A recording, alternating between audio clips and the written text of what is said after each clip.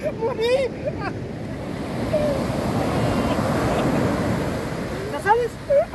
Hoekom dan jy so? Wat daar ikaw? Ek het nou so lekker daar op die beach geleën teen. Toe kom Greenpeace hier aan. Gryp my voete en sleep my see toe. Hoekom?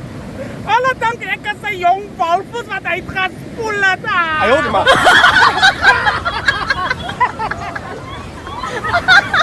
Maar wat daar ikaw? Toen jy nog lag, man.